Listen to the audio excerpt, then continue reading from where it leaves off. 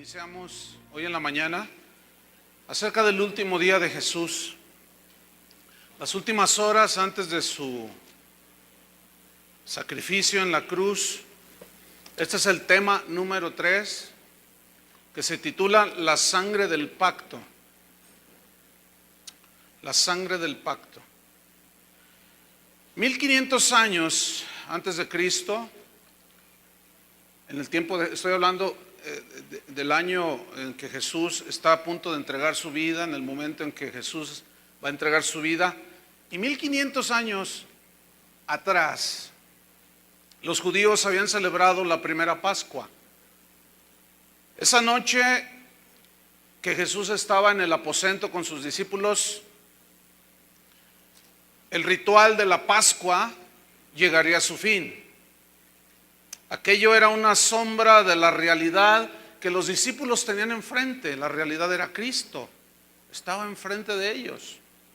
El Cordero de Dios estaba a punto de ser sacrificado. San Pablo dijo en 1 Corintios 5:7, limpiaos pues de la vieja levadura, para que seáis nueva masa. Ya no puedo explicar esto para los que no estuvieron en la mañana. Sin levadura como sois, porque nuestra Pascua, que es Cristo, ya fue sacrificada por nosotros. En ese momento se iba a iniciar una nueva era para la humanidad, porque un nuevo pacto entre Dios y el hombre estaba a punto de ser sellado con la sangre del Cordero de Dios. Esa noche, en aquel aposento, Jesús instituyó un recordatorio de su muerte, un memorial de su muerte. No era un acto o un ritual repetitivo de su muerte, como algunos lo han entendido así, pero no, la Biblia es muy clara. En Hebreos 9:28 dice que Cristo fue ofrecido una sola vez para siempre. Una sola vez, un solo sacrificio por los pecados, para llevar los pecados de todos nosotros. Yo quiero que vayamos a Mateo capítulo 26 y nos situemos en aquel aposento donde Jesús había comido ya la Pascua, había lavado los pies a los discípulos que se andaban peleando de quién iba a ser el mayor entre ellos. Y en el capítulo 26 de Mateo, en el versículo número 26,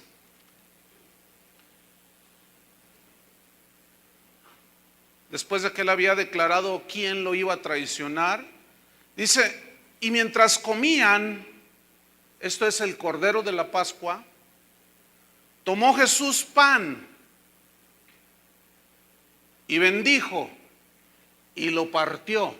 Ese partir el pan estaba él simbolizando el quebrantamiento de su cuerpo. ¿Cómo él iba a ser partido en muchos pedazos, literalmente? Y dice, tomó el pan Jesús, lo bendijo y lo partió y dio a sus discípulos. En ese momento Judas ya no estaba, ya se había salido. Eso nos habla de que la comunión, la cena del Señor o la mesa del Señor, la Santa Cena, solo participan los que son hijos de Dios. Entonces dice que dice en el versículo 26, y les dijo, tomad, comed, esto es mi cuerpo. Es evidente que ese pan que estaba allí, cuando Jesús se los presenta, lo parte y les dice, coman, es evidente que ese pan era un símbolo de su cuerpo. Era evidente que los discípulos estaban entendiendo perfectamente que Jesús no tenía dos cuerpos en ese momento. El cuerpo físico en el que estaba allí presente en ese momento y otro pedazo de pan, no. La Biblia es muy clara, el contexto nos la aclara muy fácil, no hay ningún problema, pero ese pan simbolizaba su cuerpo. Pero luego en el versículo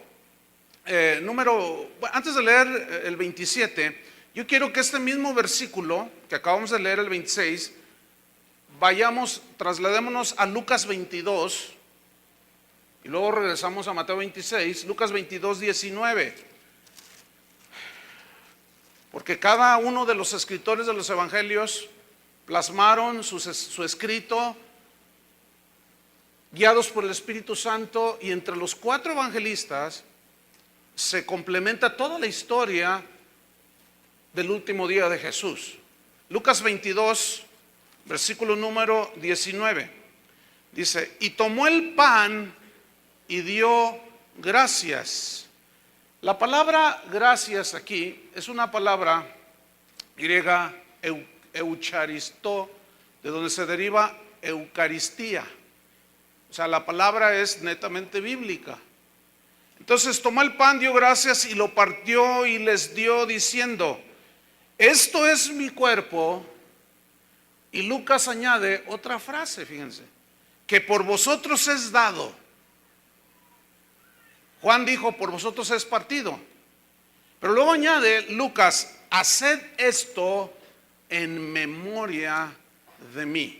Así como ellos celebraban, hacían la ceremonia, el ritual de la Pascua, que recordaba su salida de la esclavitud de Egipto, comían el pan sin levadura, comían hierbas amargas.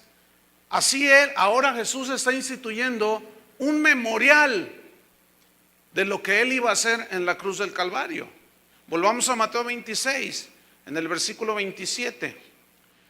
Y tomando la copa y habiendo dado gracias, otra vez eucharisteo es la palabra exacta en el griego, dando gracias y habiendo dado gracias, les dio diciendo: bebed de ella todos. Versículo 28, porque esto, y nota cómo lo pone en neutro, esto es mi sangre. Era obvio que él no se había sacado sangre en ese momento, ni nada por el estilo.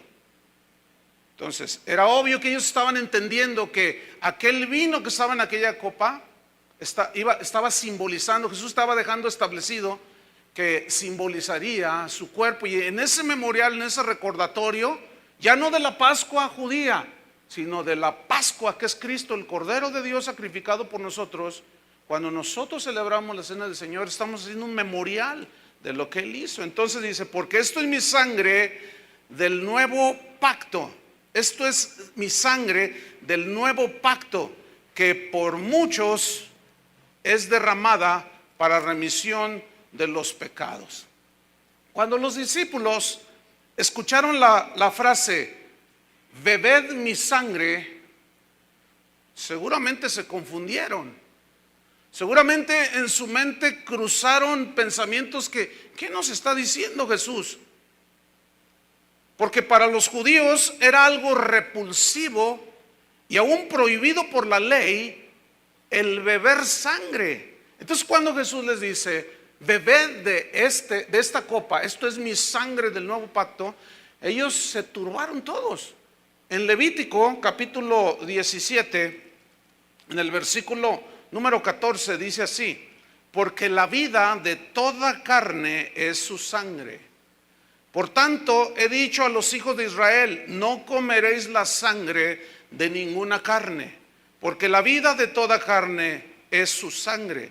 Cualquiera que la comiere será cortado. Entonces, los discípulos, era obvio que había un conflicto allí en su mente, en su entendimiento, porque nos está dando a beber su sangre, pero a la vez sabían que era vino. En el capítulo 6 de Juan, ellos habían tenido un discurso largo de Jesús, cuando les habló diciendo: yo soy el pan de vida. Moisés no les dio el verdadero pan de vida, pero vuestro Padre les da el verdadero pan del cielo. Yo soy el pan del cielo. El que no coma mi carne y beba mi sangre no puede ser mi discípulo. Entonces se espantaron la gente del tiempo de Jesús. Los que lo estaban escuchando se asustaron. ¿Cómo nos da a beber su sangre, que para nosotros, si la sangre de un animal, menos sangre humana?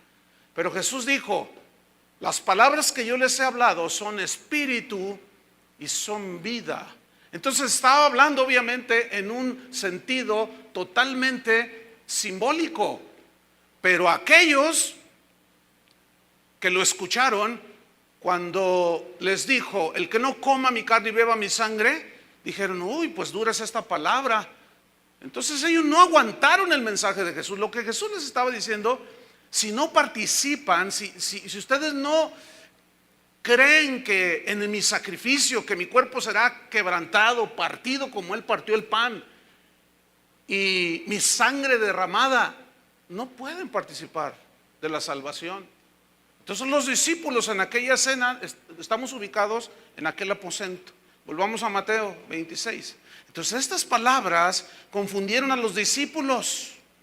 Cuando Jesús dijo, esto es mi sangre del nuevo pacto, cuando ellos escucharon la palabra pacto, ellos eran el pueblo del pacto. Esa palabra para los discípulos no era nada extraña. Para nosotros que somos gentiles o no judíos, la palabra pacto no tiene mucho sentido. Pero ¿qué es un pacto? Un pacto es un compromiso entre una o dos partes. Es un compromiso mutuo, ¿sí? Que obliga a una serie de responsabilidades mutuas. Lo tuyo es mío, lo mío es tuyo, yo soy tuyo, te pertenezco, tú me perteneces. Es un pacto, es como el matrimonio, es un pacto. Entonces cuando ellos escucharon sangre, beber sangre, y luego del nuevo pacto, los discípulos estaban presenciando en vivo, delante del Creador del universo, una de las revelaciones más extraordinarias del Nuevo Testamento.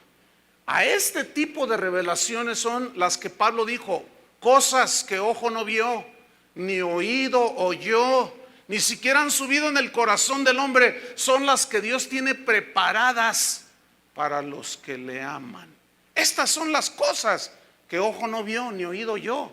No todos tienen la misericordia o la gracia de Dios para entender la profundidad de lo que los discípulos estaban viviendo en ese momento. Los pactos eran muy conocidos por los discípulos. Ellos sabían que un pacto se sellaba con sangre. Cuando Adán y Eva pecaron y se cubrieron con hojas de higuera, el Señor dijo no. Entonces dice que los cubrió con pieles de animales, lo cual allí ya está implicando que Dios tuvo que sacrificar animales inocentes y derramar sangre. Ya desde allí con Adán y Eva, ya Dios estaba hablando de Cristo, el Cordero de Dios.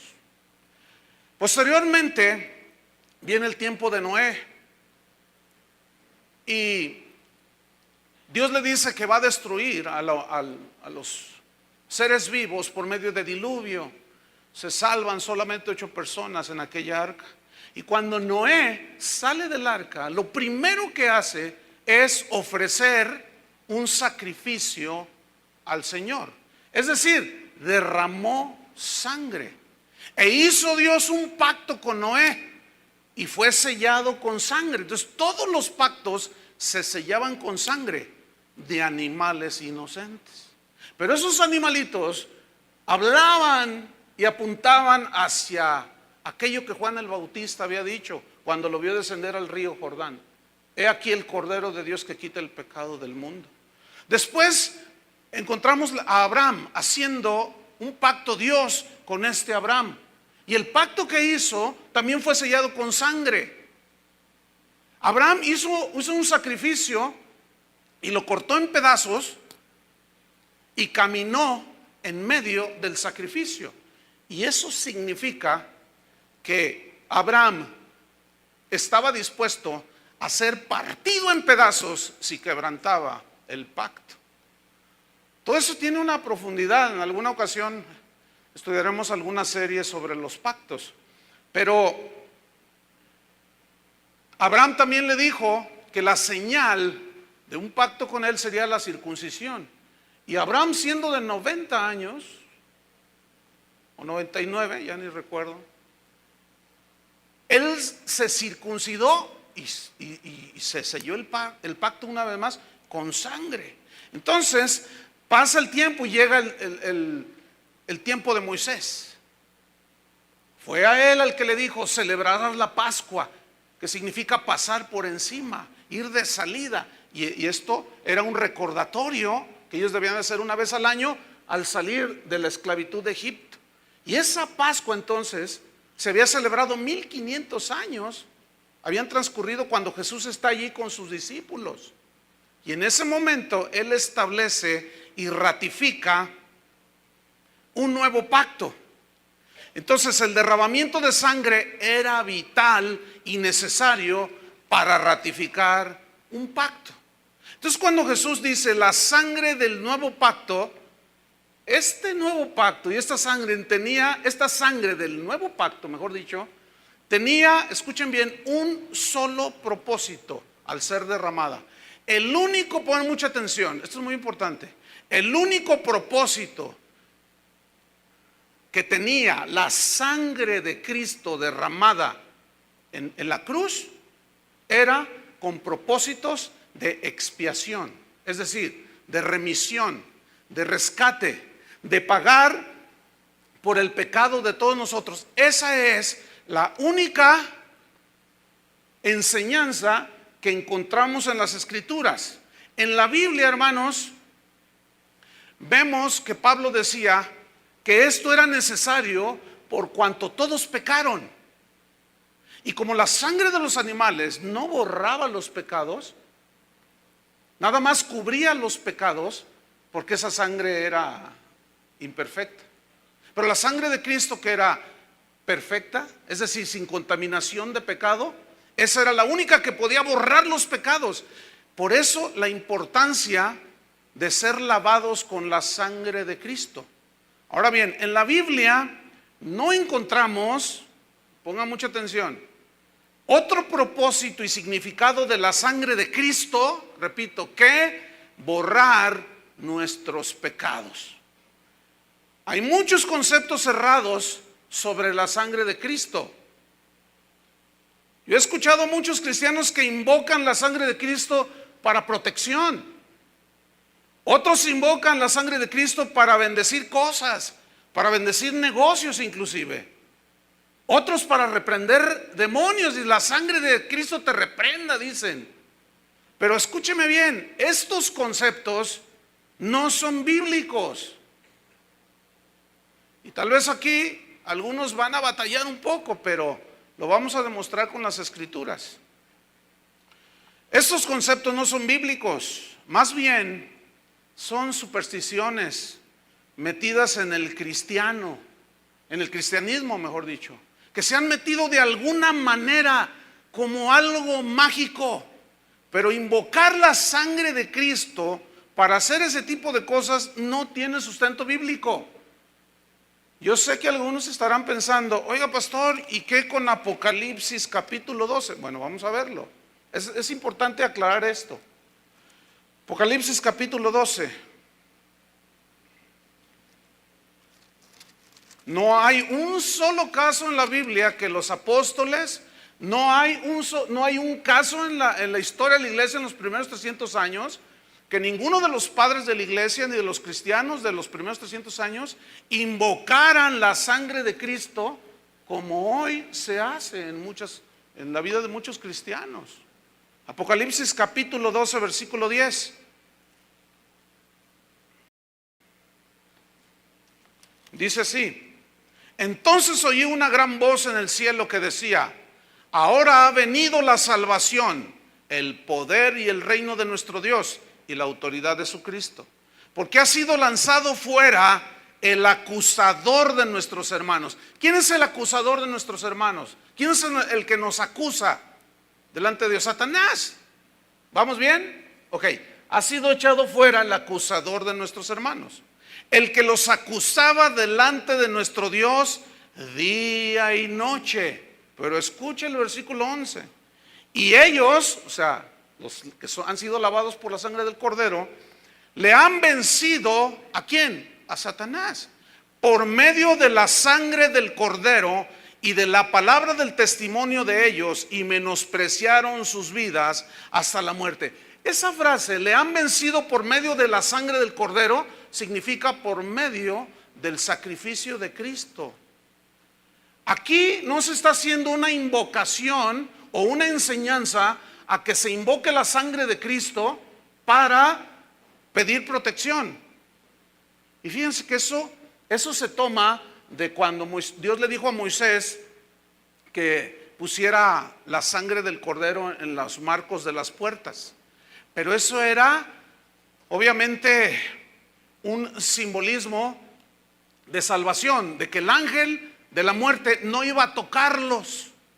Como ahora nosotros, los que hemos sido lavados en la sangre del cordero, Satanás no puede hacer nada en contra de nosotros porque estamos seguros en las manos del Señor. Su sangre nos ha dado perdón de pecados, somos una nueva criatura.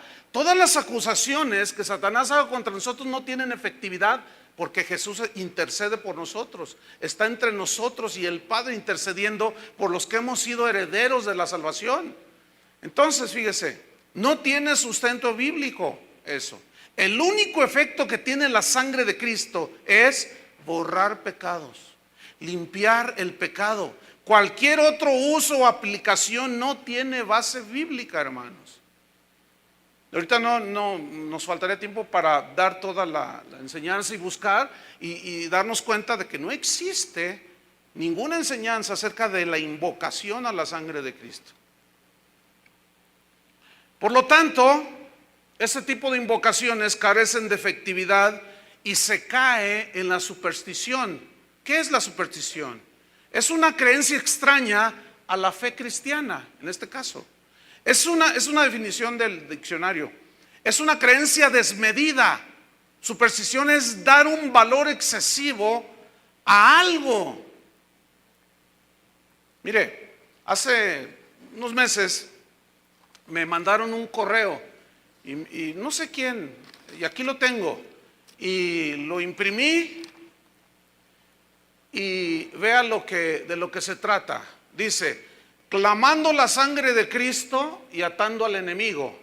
Entonces yo guardé el correo allí y cuando estaba estudiando eso me acordé.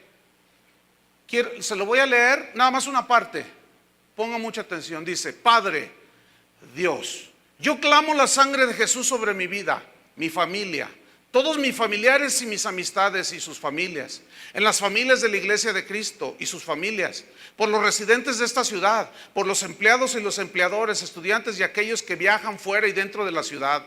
Clamo la sangre de Jesús sobre cada pastor, apóstol, profeta, evangelista y maestro de esta nación, sus familias, iglesias, ministerios y negocios. Y sobre todo el entero cuerpo de Cristo, sus familias, casas, negocios y posesiones, en el nombre de Jesús. Satanás, en el nombre de Jesús yo te ato. Y todo principado y poder de las tinieblas, todo habitante espiritual de maldad en lugares celestes, todo espíritu malo, espíritu del demonio y todo espíritu que no sea de Dios que ha estado operando en contra de nosotros. Yo invoco la sangre de Cristo, yo cancelo todo maleficio, molestación, irritación, encanto, mal de ojo, trabajo de hechicería, adivinación, magia negra, física, control mental, nueva era, brujería, envidia.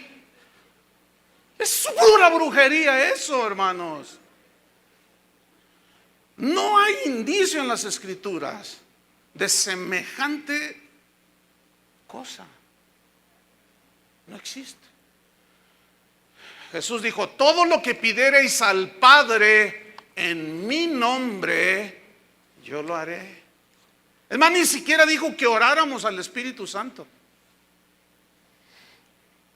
Sin embargo, muchas enseñanzas extrabíblicas han entrado al cristianismo. Volvamos a Mateo capítulo 26, versículo 28.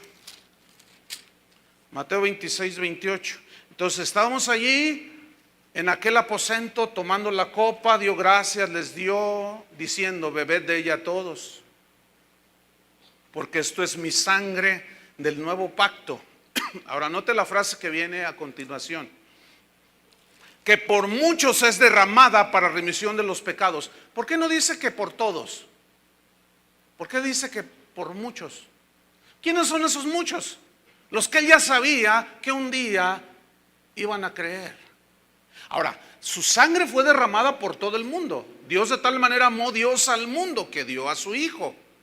Pero no tiene ningún poder la sangre de Cristo si el oyente no cree. ¿Me explico? Entonces, ahí se comprueba una vez más que el único propósito de la sangre de Cristo y la enseñanza en toda la Biblia acerca de la sangre es para perdón de pecados. No hay ninguna otra aplicación. Entonces, aquí instituye Jesús este memorial de su muerte expiatoria, que expió los pecados, borró los pecados. Él estaba haciéndolo de una manera simbólica en ese momento. Unas horas después, en la cruz del Calvario, Él iba a decir: consumado es, se consumó la obra. Pero Él está haciendo aquí esta institución de este recordatorio, de este memorial. Y en el versículo 29 de Mateo 26, Él les asegura su regreso glorioso. Leamos el versículo 29. Y os digo que desde ahora no beberé más de este fruto de la vid. Notan cómo lo que un momento Él había dicho que era su sangre, aquí dice que era fruto de la vid. Los discípulos ahí se les estaba aclarando que efectivamente el fruto de la vid, el vino, era un símbolo de su sangre. No la beberé más de este fruto de la vid hasta aquel día. ¿Cuántos anhelan ese día? Un día vendrá ese día. Hasta aquel día en que lo beba de nuevo con vosotros en el reino de mi Padre. Versículo 30 dice: y cuando hubieron cantado el himno, salieron al monte de los olivos. Salió Jesús a enfrentar las horas más amargas de su existencia, las horas más oscuras, las horas más terribles que un ser humano podía enfrentar. Cantaron un himno. Había una parte de las ceremonias que cantaban salmos durante la celebración de la Pascua. Cantaban el Salmo 113 hasta el 118. Y los estudiosos, sobre todo los historiadores, hablan de que era costumbre de los judíos en el tiempo de la Pascua, en el tiempo de Jesús, que cantaban el Salmo, después de cenar, cantaban el Salmo 118. Vamos a leerlo rápidamente. Salmo 118.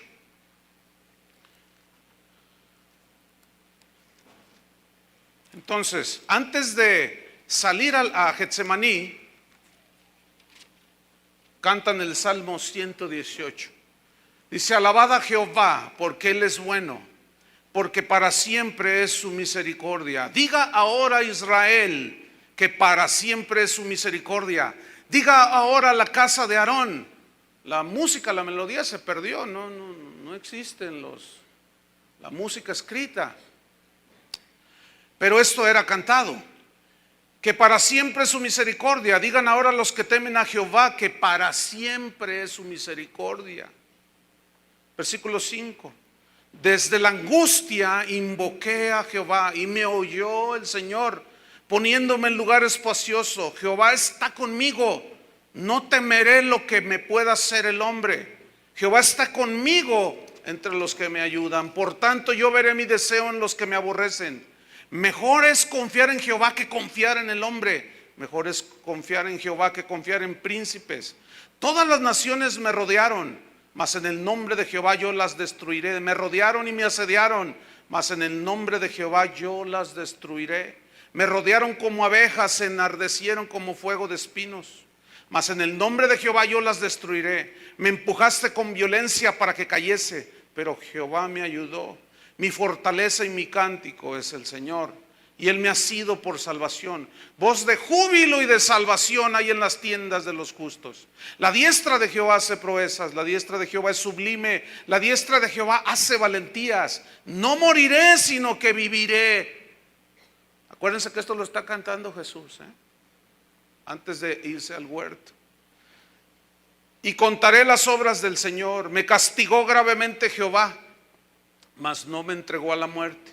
Abridme las puertas de la justicia, entraré por ellas. Alabaré a Jehová. Esta es la puerta de Jehová, por ella entrarán los justos. Te alabaré porque me has oído y me fuiste por salvación. La piedra que desecharon los edificadores ha venido a ser cabeza del ángulo. ¿Quién era la piedra de ese edificio? Jesús. De parte de Jehová es esto, y es cosa maravillosa a nuestros ojos. Este es el día que hizo Jehová. Nos gozaremos y alegraremos en él. Quiero que noten cómo habla de los momentos amargos y los momentos de alegría que ya expliqué en la mañana.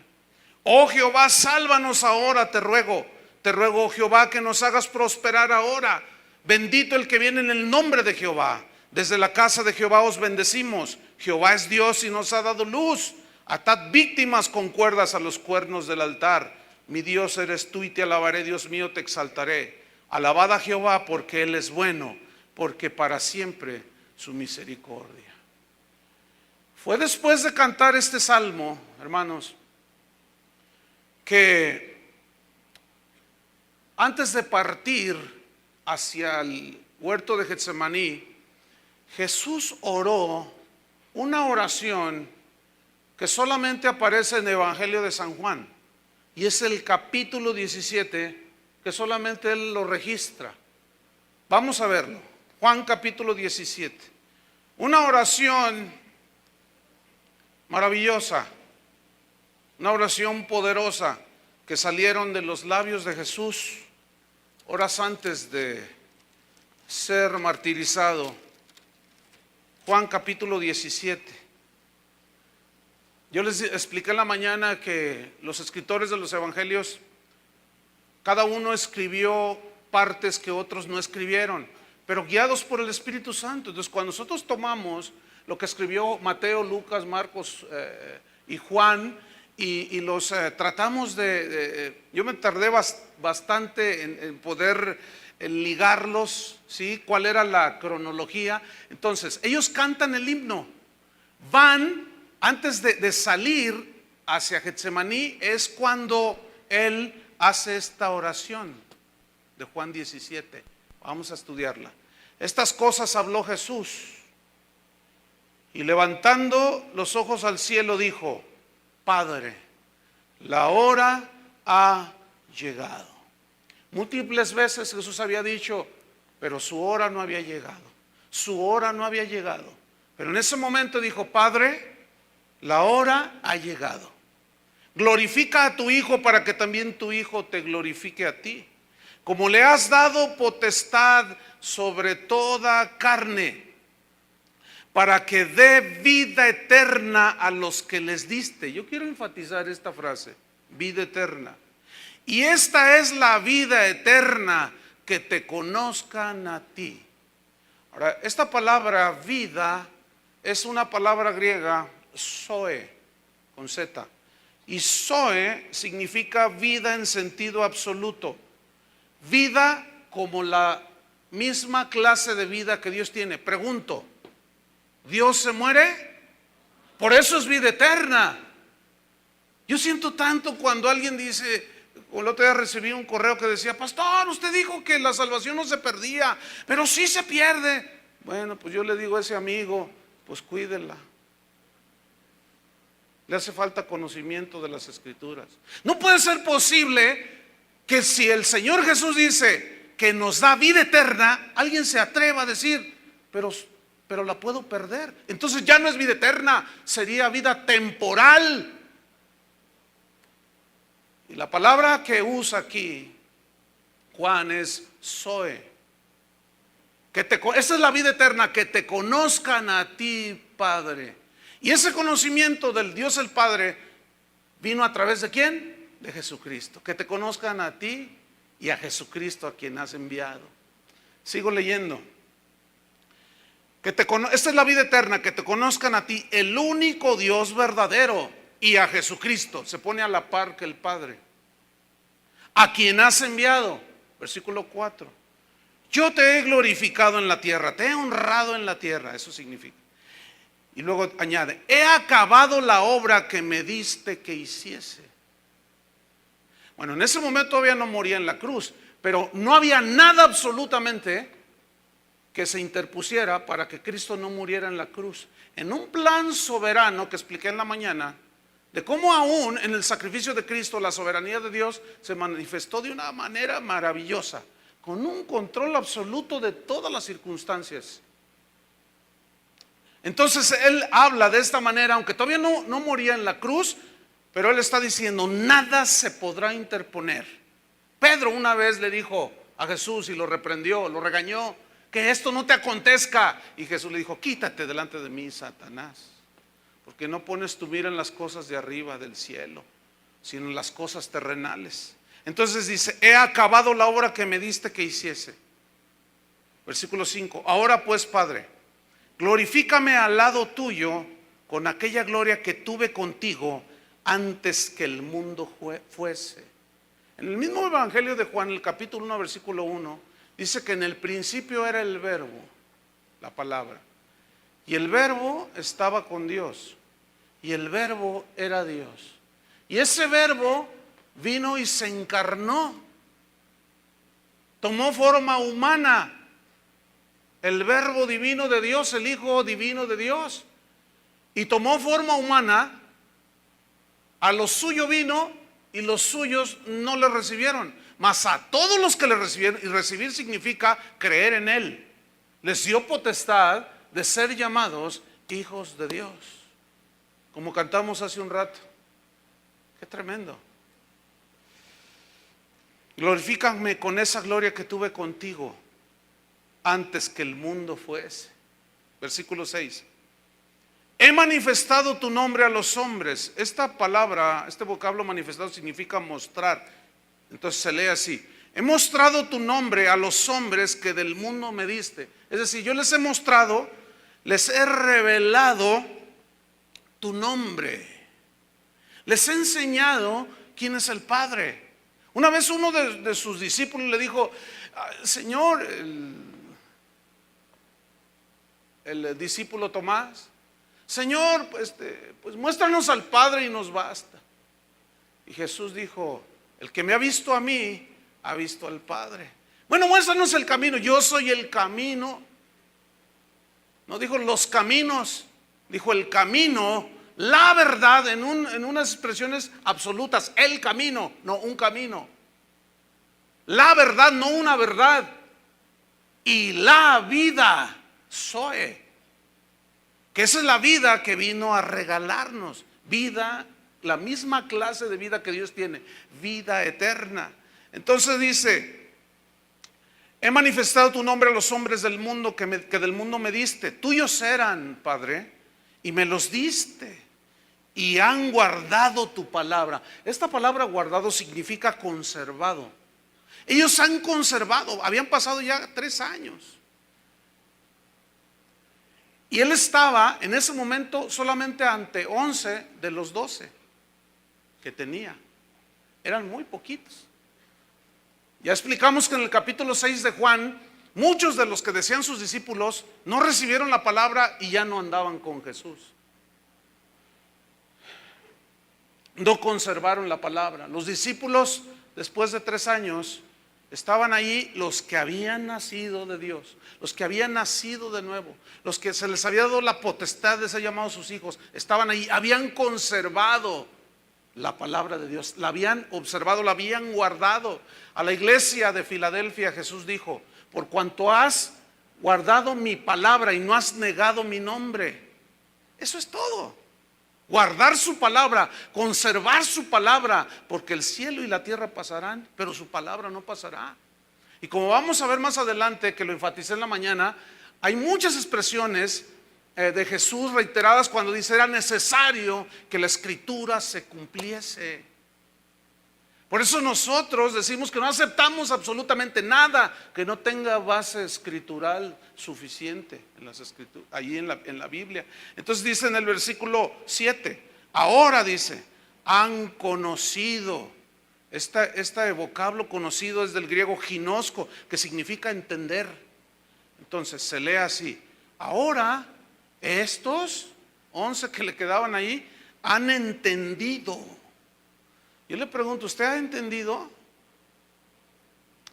¿Han entendido que todas las cosas que me has dado proceden de ti? Yo puedo imaginarme a los discípulos viéndolo, cómo está Jesús haciendo esta oración, viéndolo así. Estos han entendido. Hacía unos cuantos minutos estaban peleando, estaban discutiendo entre ellos. Aquí vemos la paciencia de Jesús en la formación de sus discípulos. ¿Cuántos le dan gracias a Dios por su misericordia y que nos tiene paciencia? Alabado sea el Señor, y para siempre su misericordia por eso. Versículo 8. Porque las palabras, noten, las palabras que me diste les he dado. O sea, Jesús no traía su propio mensaje, sino las palabras que le dijo el Padre que enseñara, la doctrina que el Padre le dijo que dejara establecida aquí en la tierra. Esas palabras, dice, yo les he dado y ellos las recibieron. Estoy en el versículo 8. Significa las aceptaron, las creyeron y han conocido, o sea, han entendido verdaderamente, con toda seguridad, que salí de ti. No hay duda. Los discípulos en ese momento, Jesús ya está diciendo, estos han conocido, han entendido que verdaderamente salí de ti y han creído que tú me enviaste. Versículo 9. Yo ruego por ellos, o sea, yo pido por ellos. No ruego por el mundo, no, sino por los que me diste, porque tuyos son. Versículo 10. Y todo lo mío es tuyo, y lo tuyo mío. Ahí estaba el pacto, el compromiso que el Padre hizo con el Hijo y el Hijo con el Padre. ¿Y cuál era el botín, por decirlo así? Nosotros. ¿Cuál era la ganancia de Jesús? Nosotros. Y he sido glorificado en ellos, es decir, he sido honrado en ellos. Versículo 11. Y ya no estoy en el mundo, mas estos están en el mundo. Es decir, yo dentro de poco ya no voy a estar en este mundo, me tengo que ir, mas estos están en el mundo. ¿En dónde estamos ahorita? En el mundo, pero no somos del mundo, hermanos. Pero sigue diciendo, y yo voy a ti, Padre Santo, yo voy a ti, Padre Santo, a los que me has dado, guárdalos en tu nombre. Escuchen bien, esa oración es maravillosa. Porque la palabra guárdalos en tu nombre es cuídalos. Fíjate la oración de Jesús a favor de sus discípulos, de los suyos. ¿Tú crees que Satanás va a venir y nos va a arrebatar de su mano? Estamos seguros en Cristo, seguros en Dios. Entonces dice, a los que me has dado, guárdalos en tu nombre, cuídalos en tu nombre, para que sean uno, así como nosotros. Para que sean uno. ¿En qué consiste esa unidad? ¿Será que el Señor está hablando del ecumenismo? ¿Será que Jesús está hablando de la unión de todas las religiones? ¿Será que Jesús está hablando de que los hindúes, los tibetanos, los mormones, los testigos de Jehová, los evangélicos, los protestantes, los cristianos, todos adoramos al mismo Dios y todos un día vamos a ser uno? ¿Se referirá a eso? Por supuesto que no, porque previamente les había dicho que había un solo camino al cielo, y ese camino es Jesucristo. Y esa es una expresión y una afirmación totalmente intolerante. Intolerante, agresiva. ¿Por qué? Porque ni Buda, ni Confucio, ni Mahoma, ni Juan Diego, ni nadie derramó su sangre por cada uno de nosotros. Entonces lo que Jesús está aquí estableciendo y orando es algo maravilloso, hermanos. Sigo leyendo. Guárdalos en tu nombre, para que sean uno así como nosotros. Entonces, ¿cuál es la unidad de la que Jesús está hablando? De que seamos uno. Sigamos leyendo. Cuando estaba con ellos en el mundo, yo los guardaba en tu nombre, yo los cuidaba. Eso significa, escuche bien, a los que me diste, yo los guardé. Escuchen, y ninguno de ellos se perdió, sino el hijo de perdición, para que la escritura se cumpliese. Ninguno de los que me diste, ninguno de los que creyeron, escuchen bien, para los que todavía creen que la salvación se les pierde. El que es nacido de Dios, es nacido de Dios. Por eso dice, el que es nacido de Dios vence al mundo. ¿Y quién está en el mundo? Satanás. Y mayor es el que está dentro de nosotros que el que está en el mundo. Entonces, cuando Jesús está diciendo esto, está diciendo verdades profundas. Escuchen, yo los guardé y ninguno de ellos se perdió. Escúchame bien, si tú eres hijo de Dios, y los que me escuchan por la radio. Si tú eres nacido de Dios, si has tenido un genuino arrepentimiento, una conversión, tu vida ha dado un cambio de 180 grados, el Señor te ha hecho su hijo. Y no lo digo yo, no es mi mensaje, son las palabras de Jesús. Yo los guardo en tu nombre. Y ninguno de los de Él será arrebatado de su mano. Nadie, hermano, estamos seguros en Cristo. Lo único que nos falta es esperar que Él venga, hermanos. Pero entre tanto que Él viene, vamos a ser testigos fieles de Él aquí en la tierra. Amén. Sigo leyendo. Versículo 12. En el versículo 13. Pero ahora voy a ti y hablo esto en el mundo para que tengan mi gozo, el gozo del Señor. ¿Se acuerdan que este pasaje fue después de que instituye la celebración de la última cena? Bien, cuando Él dice, hablo esto en el mundo para que tengan mi gozo cumplido en sí mismos, es decir, un gozo total, aquella copa, aquel vino que simbolizaba el gozo, en ese momento Él dice, va a haber un gozo total y completo en las vidas de aquellos que son mis discípulos, los que han creído en mí. A lo que se refirió Jesús es a lo siguiente, que a pesar de que estamos en el mundo y que tenemos aflicciones, tenemos un gozo por dentro, tenemos un gozo inexplicable. No sé cuántos de ustedes tienen ese gozo inexplicable. No sé cuántos de ustedes experimentan esto que Jesús está diciendo aquí, para que mi gozo sea total. Es decir, que el verdadero hijo de Dios no le interesa el vituperio. Siempre está agarrado de Jesús. Aparte de que está agarrado de Jesús, el Señor nunca lo suelta. Y puede tener pruebas como Pedro la tuvo, que después el día de mañana vamos a hablar un poco de eso también. Pero sigamos leyendo. Versículo número 14. Vean este texto. Yo les he dado tu palabra y el mundo les aborreció. Yo les he dado tu palabra. Esa frase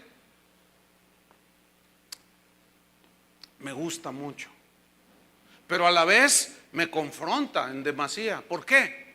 Porque ¿cuántos pastores que somos cuidadores del rebaño, en aquel día, cuando le rindamos cuentas a Dios, imagínense, ahí está el Señor en el trono y la congregación, ustedes están ahí y yo me paro enfrente del Señor, ustedes están acá atrás, Jesús está así enfrente. Imagínate, ¿qué le voy a decir? Señor, yo les he dado tu palabra. ¿Cuántos de esos van a llevar una terrible desilusión? Que creyendo que les están dando la palabra, les están dando pura psicología humana, puras máximas de hombres sabiondos del mundo, puras definiciones de mercadotecnia, que no es palabra que produce vida eterna. Pero escúchenme los pastores que hay aquí, los pastores que escuchan. Pero en aquel día, ¿qué le vamos a decir a Jesús? Él dijo, Señor, yo vine no con mi mensaje, yo les he dado tu palabra y he aquí el resultado. Yo quiero ese día decir lo mismo, hermanos. Yo les he dado tu palabra. Por eso la convicción de la predicación del mensaje del evangelio, lo más acercado posible, es una convicción muy fuerte, hermanos, que tengo personalmente, y los pastores en esta congregación tenemos también de predicar la palabra de Dios, de darles la palabra de Dios, porque es la única que puede hacerlos nacer de nuevo, según la primera carta de Pedro, que fuimos renacidos por la palabra de Dios que vive para siempre. Yo les he dado tu palabra, pero ese darles la palabra produjo el lado amargo. Noten en el versículo 14: y el mundo los aborreció. El mundo los persiguió, significa aquí en el griego. El mundo los odió. Qué increíble, hermanos. Es increíble cómo el mundo, así como veremos el día de mañana, como cuando Pilato les dijo: ¿a quién quieren que les suelte? ¿A Barrabás o a Jesús? Y la gente gritó: a Barrabás, queremos a Barrabás. Es increíble que la gente siga decidiendo mal, siga escogiendo mal. Y hoy el reconocimiento es en una medida muy grande hacia los falsos profetas, hermano, que maravillan a las personas con grandes milagros y grandes señales. Recibí un correo, alguien que me preguntaba y me puso allí: mira, ve este video. Y yo ya había visto ese video de que les cayó polvo de oro del cielo. Entonces estaban todos ahí, todos tiznados de oro, todos dorados allí, parecían becerros de oro. Entonces la persona que me estaba mandando ese correo dice: yo no creo eso, pastor. No es de esta congregación, no sé ni quién sea, pero me estaba haciendo unas preguntas. Dice: yo no creo eso porque eso no se ve en la Biblia. Entonces yo le respondí: efectivamente, eso no se ve en la Biblia. Ese tipo de cosas, fíjate. ¿Tú crees que Dios está interesado en que se nos llene de polvo de oro las manos? Lo he dicho muchas veces. Por supuesto que no. Pero entonces esta persona me dice: es que la hermana que me dice que en su iglesia caen kilos de oro, me dice que eso se refería a Pablo cuando dijo: cosas que ojo no vio. Miren, si para interpretar la Biblia como Satanás se las gastan, pero sí, muy bien. Para torcer las escrituras, esas serán las cosas que dijo Pablo: cosas que ojo no vio. Esto, oro. Pues miren, yo tengo 30 años con esta argolla de oro. Yo ya conozco el oro. Y otra vez el diablo engañando, tratando de seducir a los hijos de Dios. Podemos tropezarnos, podemos desviarnos, pero si somos hijos de Dios, tarde o temprano el Señor enderezará nuestros caminos, hermano. Porque nada, por el que fuere, aunque fuere por más torpe que sea, dijo el profeta, y andar en este camino no se perderá. Así que la tenemos segura, hermanos. Sin embargo, esto no justifica que cualquiera venga y nos engañe. No, hermanos. Sigamos leyendo. Yo les he dado tu palabra y viene el momento amargo, y el mundo los aborreció, los persiguió, porque no son del mundo. Estamos en el mundo, pero no somos del mundo. ¿Qué significa? Que ya no participamos en lo que participa el mundo. ¿Cómo me aflige, hermanos? Los correos, sobre todo, son correos de gente que me pregunta cosas que yo digo: ay Dios. Nada más que bueno, yo le digo: Señor, pues ayúdame. Y bueno, creo que también me ayuda a mí para formarme paciencia, ¿no? Porque a veces me desespero y digo: no es posible tanta ignorancia. Me preguntan cosas tan obvias como: pastor, ¿usted cree que si yo me caso con una que ni siquiera cree en Dios, Dios va a bendecir mi matrimonio? Ay, por el amor de Dios. Me desespera.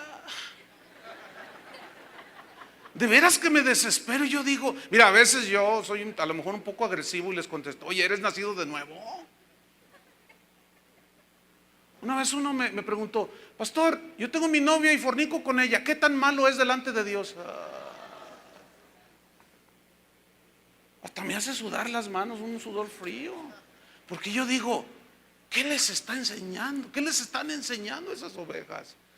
¿Les estarán dando la palabra de Dios? Dice: es que yo fui con el pastor y me dijo: no, tu hermano, gloria a Dios, Dios es bueno. ¿Qué tan malo es? Yo le contesté, tan malo es que si tú sigues vas derechito al infierno. Así de malo es. Entonces es una serie de cuestionamientos y de preguntas. Ayer entró un correo que decía, nomás no vaya a decir que Cristo resucitó el domingo porque no resucitó el domingo. Está como con lo de Navidad, que no fue el 25, que el 24 y que... Entonces yo una vez dije, bueno, haya sido el 24, el 25, en marzo, en abril, ¿qué importa? Lo que importa es que nació. Y un pastor así muy, no sé, me escribe un correo y me dice, pastor, usted está engañando a sus ovejas. Es muy importante que les diga la fecha exacta. Ay, sí, la fecha es la que los va a salvar, hermanos. Y una de tonterías que nos perdemos como los fariseos a veces, que colamos el mosquito y nos tragamos el camello. Y nos fijamos en las fechas, nos fijamos en las cosas, que si salió bien esto, que si salió en los rituales y ese tipo de cosas. Y el Señor vino a quitar todo eso, hermanos. Entonces les dice, el mundo los aborreció, porque no son del mundo como tampoco yo soy del mundo. Versículo 15, vean este versículo. No ruego que los quites del mundo. ¿Y cuál es la oración de ahora? ¿Qué dijo Jesús? En el mundo tendréis aflicciones. Y el Señor dice, Padre, no te pido que los quites del mundo. ¿Y qué les enseñan hoy? A muchos, que no es la palabra de Dios. Para eso vino Cristo a morir en la cruz, para hacerte rico, para que ya no sufras, para hacerte feliz y viajes en un hermoso transatlántico por el Caribe, disfrutando la vida abundante, porque el Señor lo dijo, que Él había venido para darnos vida y vida en abundancia. ¿Han oído ese versículo, no? Juan 10:10. Vida en abundancia. Estos carnales terrenales lo interpretan como el diablo interpretó, todo chueco. Esa vida abundante, hermano, no se refiere, por el amor de Dios, ya no me desesperen, no se refiere a la abundancia de los bienes materiales, se refiere a la herencia de la vida eterna. Esa vida abundante es otra vez la palabra Zoe, la misma clase de vida que Dios tiene, vida eterna. ¿Cuántos le dan gracias a Dios? Sigo leyendo.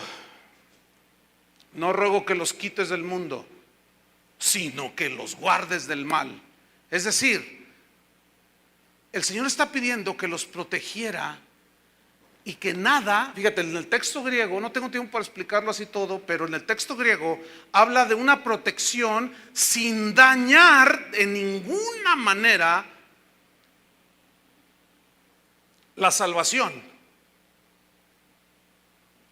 Tiene connotación de no dañar la salvación que nos ha sido dada. Es decir, nada puede dañar la salvación que hemos recibido. Por eso les dice, eso significa, no ruego que los quites del mundo, sino que los guardes del mal. O sea, cuídalos, protégelos, que nada dañe lo que ellos ahora tienen, la vida eterna. ¿Y cuántos saben que nada puede dañar la vida eterna que Dios nos ha dado? Sigo leyendo en el versículo número 16. No son del mundo, como tampoco yo soy del mundo. 17. Santifícalos en tu verdad, tu palabra es verdad. Este vocablo santifícalos significa consagrados, significa dedicados, significa perfeccionados. Entonces, lo que Jesús está diciendo es, conságralos, Padre, a estos en tu verdad, o sea, en tu palabra. Perfecciónalos a través de tu palabra. ¿Y qué no es eso lo que Pablo una y otra vez enseñó? Acerca del perfeccionamiento por medio del conocimiento de nuestro Señor Jesucristo, hasta que lleguemos a la unidad de la fe, del conocimiento del Hijo de Dios. Otra vez la unidad. Ahí está en suspenso. ¿A qué unidad se refería Jesús? Ahorita lo vamos a ver. Conságralos en tu verdad, dedícalos, que ellos estén dedicados a la palabra, que es la única que puede perfeccionarlos, formarlos, hacerlos a la imagen de Dios. Predicar la verdad, santifícalos en tu verdad, tu palabra es la verdad, su palabra. A ver, ¿dónde está su Biblia? ¿Cuál es su verdad? Su palabra. Pero hermanos, con interpretación lo más correcto que se pueda. No podemos sacar versículos del contexto así nada más porque sí, de una manera arbitraria. No. Versículo 18. Como tú me enviaste al mundo, así yo los he enviado al mundo. Porque Él ya se iba y ahora Él nos envía. En Hechos capítulo 1 versículo 8 dijo: me seréis testigos. Y ese vocablo, testigos, viene de la palabra griega martureo, que significa mártires. O sea, Jesús dio su vida, Él ya se iba, nos dio vida eterna, y Él había dicho: no teman a los que matan el cuerpo, porque el alma no pueden matar. Más bien tengan temor de Dios. Él es el que puede echarlos al infierno. Que su temor sea no el temor al hombre, sino el temor a Dios. Entonces dice: como tú me enviaste al mundo, yo los he enviado al mundo. Hermanos, no podemos sacarnos ni hacernos a un lado, los verdaderos discípulos, de estar aquí en el mundo y enfrentar las mentiras de Satanás, los engaños de Satanás, la perversidad del mundo, el engaño del mundo. No podemos refugiarnos en un rinconcito y decir: ay no, yo no, protégeme, no, guárdame. No, el Señor nos mandó a enfrentarlo. Y la confrontación más fuerte con el mundo es cuando tú predicas la palabra de Dios.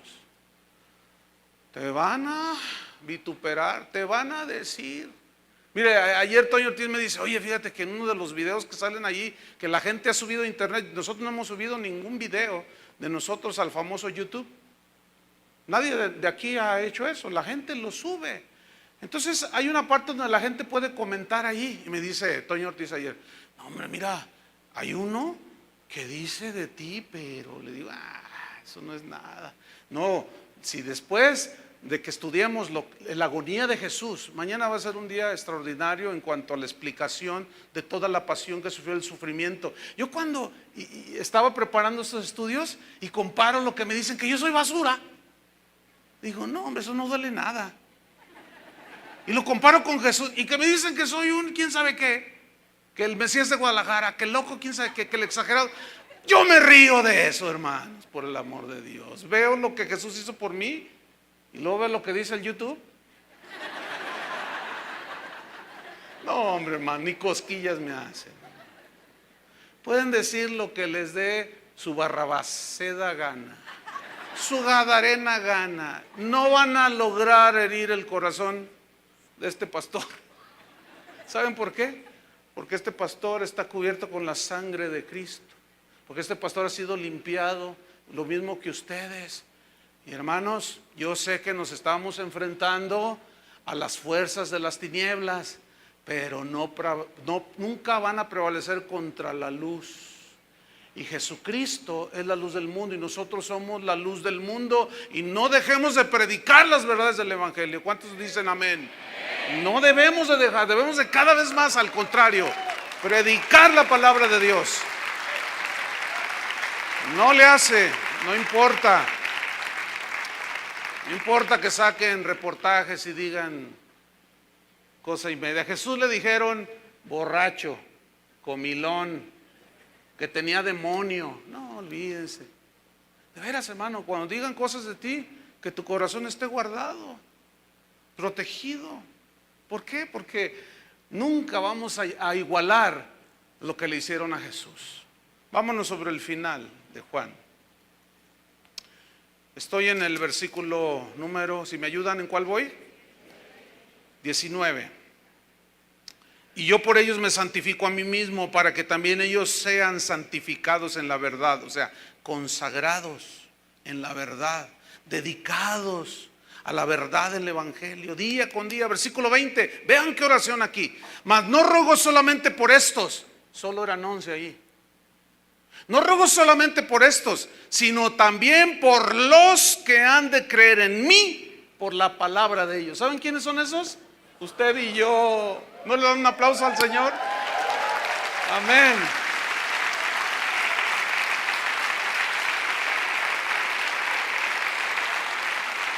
Ahora, quiero enfatizar algo. Esto lo dijo hace 2000 años. Escuchen bien. Nadie puede obstaculizar el plan de Dios. Pablo decía, yo daré mi vida y me extiendo hacia la meta, y hablaba en estos términos y decía, todo lo hago por amor a los escogidos. ¿Quiénes son los escogidos? Los que Dios sabe que cuando un día se les presente el evangelio van a creer. Bueno, pues por eso yo me quemo, por eso yo en lo individual me quemo las pestañas. Ya hasta este ojo me está fallando, hermanos, de tanta lectura, de tanto leer, de tanto, ya hasta me tengo que operar este ojo. O sea, ya no veo así nubes. Y el doctor me dijo, es que usas mucho tu vista. Sí, pero ¿saben por qué? Aún Pablo decía, porque aún me gastaré a mí mismo por amor a los escogidos, por amor a los que Dios ha llamado, por los que por los que Él sabe que un día van a recibir. Y es por eso que en este lugar queremos hacer lo mismo, por amor a los escogidos, aunque de tanto leer y qué sé yo, nos quedemos ciegos. Como el que es nuestro tutor, el hermano Pablo Hunter, ya casi no ve, es más, ya no lee. Pero ¿saben una cosa? Se sabe la Biblia de memoria, hermanos, es increíble. Es un viejito de más de 90 años, pero yo digo, cuando yo sea grande quiero ser así. Versículo número 20, mas no ruego solamente por esto, sino también por los que han de creer en mí por la palabra de ellos, para que todos sean uno. Otra vez aquí, la unidad. ¿En qué consiste que todos seamos uno? Escuchen en qué consiste la unidad aquí. En los que son lavados por la sangre del Cordero. Que definitivamente habrá dentro de la iglesia presbiteriana, dentro de los metodistas, no todos los que dicen que van a la iglesia bautista, no todos son salvos. No todos los que dicen que van a la iglesia presbiteriana son salvos, lavados con la sangre de Cristo. No todos los que vienen a esta casa de oración son salvos. Entonces, ¿cuál es la verdadera unidad que el Señor está hablando? La verdadera unidad es, y tenemos aquellos que hemos sido lavados por la sangre del Cordero. Podemos tener diferencias en cosas que no son esenciales, pero si somos lavados con la sangre de Cristo, somos uno, como el Padre y el Hijo eran uno. Somos uno nosotros. No está hablando de la unión de todas las religiones. Esa es una blasfemia y esa es una herejía. La unidad de la que habla aquí Jesús es la de los que son lavados con la sangre de Cristo, santificados en la palabra de Dios y limpiados por la sangre del Cordero de Dios. Para que todos sean uno como tú, oh Padre, en mí y yo en ti, que también ellos sean uno en nosotros, para que el mundo crea que tú me enviaste. Es decir, unidos por la cruz. La gloria, versículo 22, que me diste, yo les he dado para que sean uno, así como nosotros somos uno. Yo en ellos y tú en mí, para que sean perfectos en unidad. ¿Cuál es la perfecta unidad de un ser humano con el Padre? A través del sacrificio de Cristo. Esa es la perfecta unidad, para que el mundo conozca que tú me enviaste y que los has amado a ellos como también a mí me has amado. Padre, aquellos que me has dado, quiero que donde yo estoy, también ellos estén, para que vean mi gloria que me has dado. Porque me has amado desde antes de la fundación del mundo. Padre justo, el mundo no te ha conocido, pero yo te he conocido, y estos han conocido que tú me enviaste, han entendido que tú me enviaste, y les he dado a conocer tu nombre, y lo daré a conocer aún, para que el amor con que me has amado esté en ellos y yo en ellos. Esté en ellos y yo en ellos. Esa es la unidad. Cristo en nosotros, la esperanza de gloria. De modo que si alguno está en Cristo, nueva criatura es. Esa es la verdadera unidad. Esa es la unidad que habla aquí. Termino, hermanos. Después de esta oración, salieron del aposento rumbo a Getsemaní. Después de haber cantado el Salmo 118, salió Jesús para enfrentar las últimas horas de agonía antes de morir en la cruz. Hasta aquí vamos a dejar la enseñanza de hoy. Vamos a celebrar a continuación la cena del Señor. Vamos a hacer ese recordatorio. Con esta explicación no necesita más que añadir. Solo los que somos hijos de Dios podemos participar de este pan y de este fruto de la vid. Es muy sencillo. Si se ponen todos de pie, dejen sus cosas ahí. Voy a pedir que todos los del grupo de alabanza vengan acá arriba. Mientras estamos adorando al Señor, van a pasar ahí junto a usted y usted va a tomar un pedazo de pan, un vasito con jugo de la uva, de la vid, que representa la sangre del Cordero. Vamos a hacer ese recordatorio de lo que Él hizo hace casi 2000 años en esa cruz. Nada más una instrucción. Así como está de pie, mientras se acomodan todos, y si comienzan a pasar ya los ujieres, los que van a servir la cena, vamos a hacer este memorial. San Pablo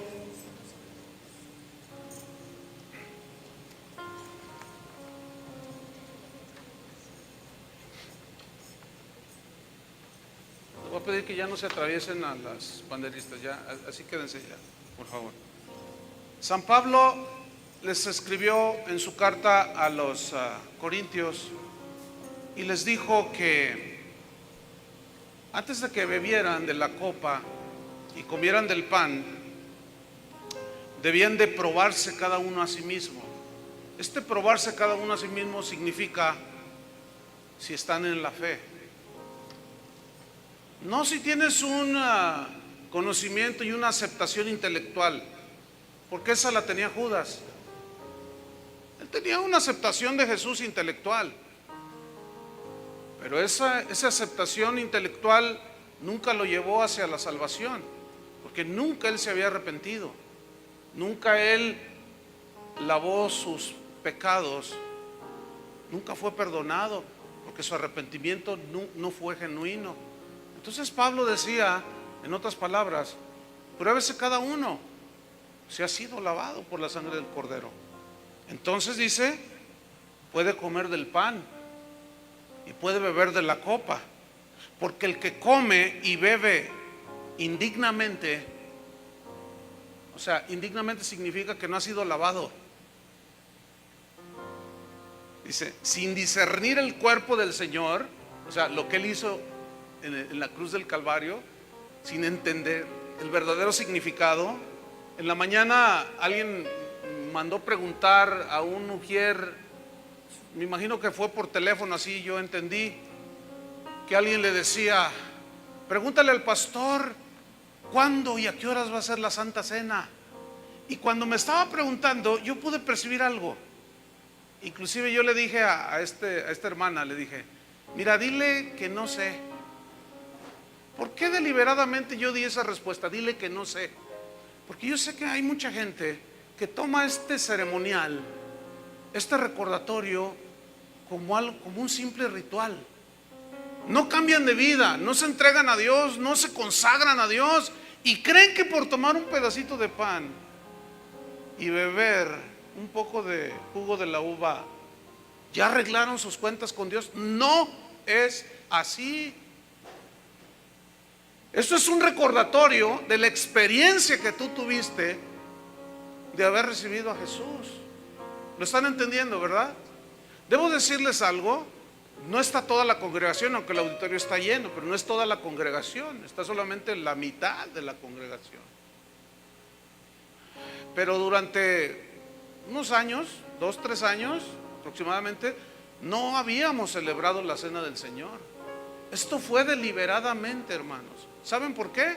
porque yo no quería que comieran juicio, ni bebieran juicio. Tuvimos que meternos durante estos últimos 3-4 años en las profundidades de la palabra de Dios, hablándoles tan claro de que si no hay un cambio radical en tu vida, no eres hijo de Dios, no estás nacido de nuevo. Por lo tanto, no puedes tomar esto, porque el juicio lo estarás bebiendo. Fue deliberado, hermano, no crean que era un descuido. Algunos nos acusaron y nos dijeron: ahí no son cristianos porque no celebran la cena del Señor, como si celebrar la cena del Señor en el ritual mismo nos hiciera cristianos. ¿Se fijan cómo somos tan supersticiosos? Es un memorial, hermanos, de lo que Jesús hizo por nosotros. Como ellos celebraban la Pascua recordando lo que había hecho Dios sacándolos de Egipto, así nosotros ahora. Porque el que come y bebe indignamente sin discernir el cuerpo del Señor, juicio y come y bebe para sí. Por lo cual hay muchos enfermos, dice, y debilitados entre vosotros, y algunos y muchos duermen. Aquí dormir significa que han muerto. Inclusive alguno nacido de nuevo que pudiera estar viviendo en un pecado el cual no ha confesado y se atreve a tomar de la copa y beber y comer del pan y no confesar su pecado, cuidado, juicio come y bebe para sí. Entonces, ciertamente es un memorial, pero con muchísimo significado, nada de superstición, sino con un conocimiento de lo que verdaderamente estamos haciendo. Amén. Bien, cierren sus ojos. Y mientras pasan ahí con usted y reparten y usted toma un pedazo de pan, todavía no lo coma ni lo beba. También no se les olvide todo el grupo de alabanza para que les repartan. Vamos a adorar al Señor.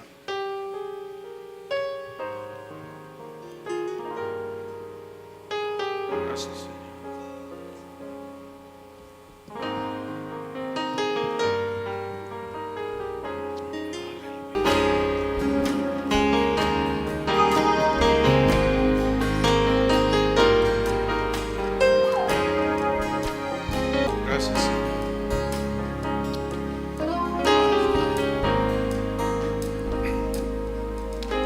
Hijos de Dios no somos gente perfecta, no lo somos.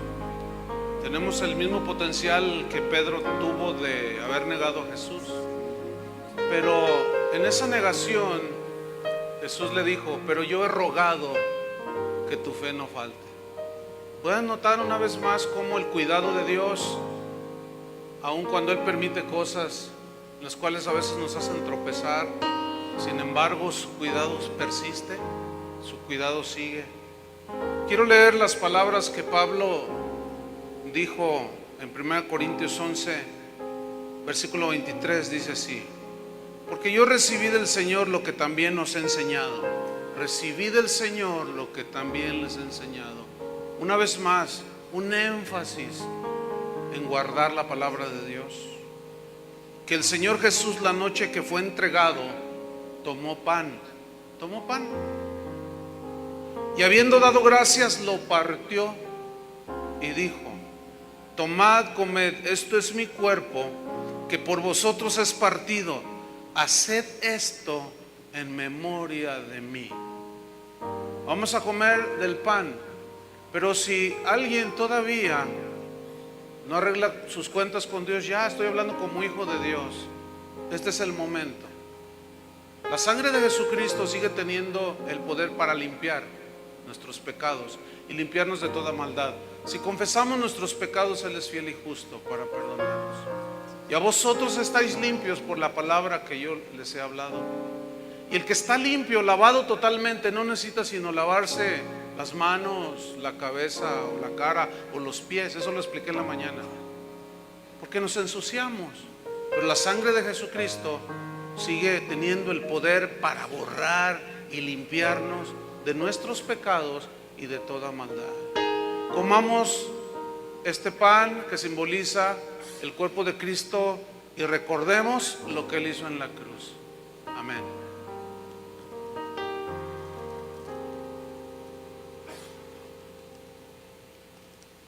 Continúa Pablo diciendo: asimismo tomó también la copa después de haber cenado, diciendo: esta copa es el nuevo pacto en mi sangre.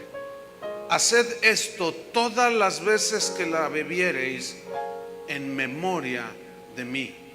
Así pues, todas las veces que comiereis este pan y bebiereis esta copa, la muerte del Señor anunciáis hasta que Él venga. Bebamos, hermanos,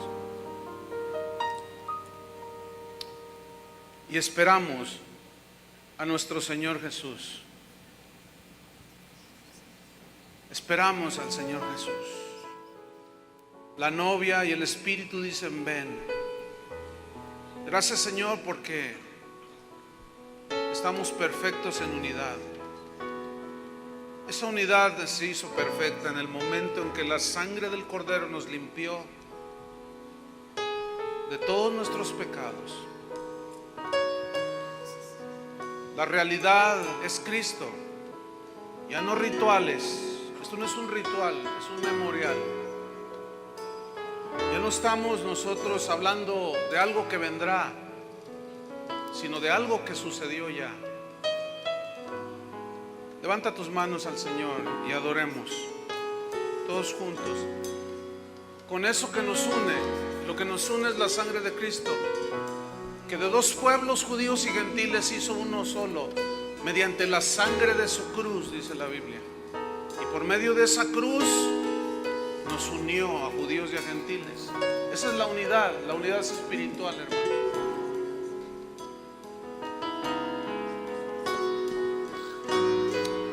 Gracias, Señor. Gracias, Señor. Te adoramos, Señor. Gracias. Dale gracias porque tus pecados fueron perdonados, fueron borrados.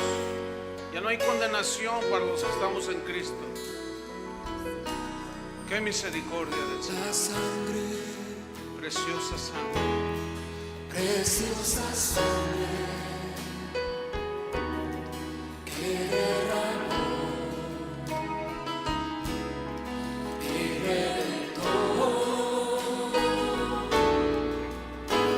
me limpia, Sí, Señor, nos limpia, ha restaurado restaura. y todo pecado Él crucificó. La sangre, preciosa sangre que derramó y reventó, me limpia, me ha restaurado y todo pecado Él crucificó.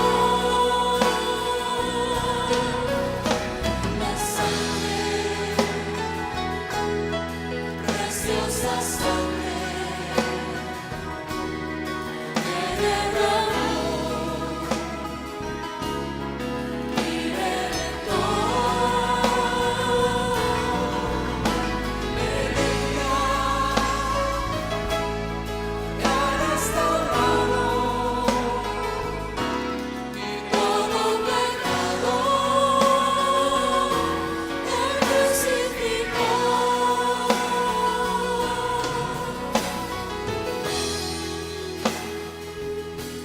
Gracias, Señor. Gracias, Señor.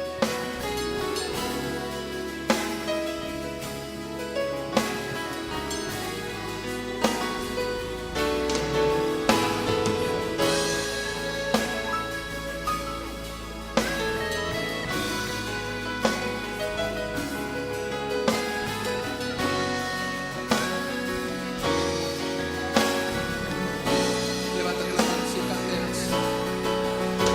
La sangre,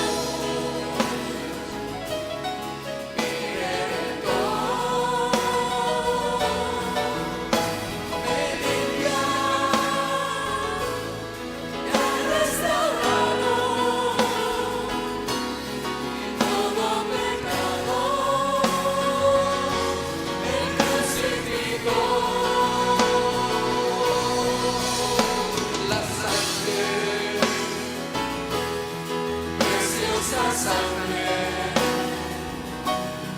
que derramó y me dejó, me limpia, me ha restaurado y todo pecado Él crucificó. La sangre, preciosa sangre que derramó y me rentó, me limpia, me ha restaurado y todo pecado Él crucificó. Gracias, Señor. Antes que nos vayamos, vamos a adorar unos minutos más al Señor. Nada más quiero recordarles que mañana hablaremos sobre la agonía de Jesús en Getsemaní, sobre el beso y la negación, y finalmente sobre la crucifixión de Cristo. Y queremos invitarlos, aquí los esperamos a las 10 de la mañana. Vamos a empezar puntuales. Vamos a seguir adorando un momento más al Señor. Voy a dejar a Chuy García con ustedes. Gracias, Señor. Preciosa sangre Gracias. que derramó y me rentó, me limpia, me ha restaurado y todo pecado Él crucificó. La sangre, preciosa sangre que derramó y me rentó, me limpia, me ha restaurado todo pecado Él crucificó. Vamos a cantar una vez más. La sangre, preciosa sangre que derramó y me rentó, me limpia, me ha restaurado y todo pecado Él crucificó. Dale un fuerte aplauso al Señor Jesús. Gracias, Padre, por haber derramado la sangre del Cordero y perdonar nuestros pecados.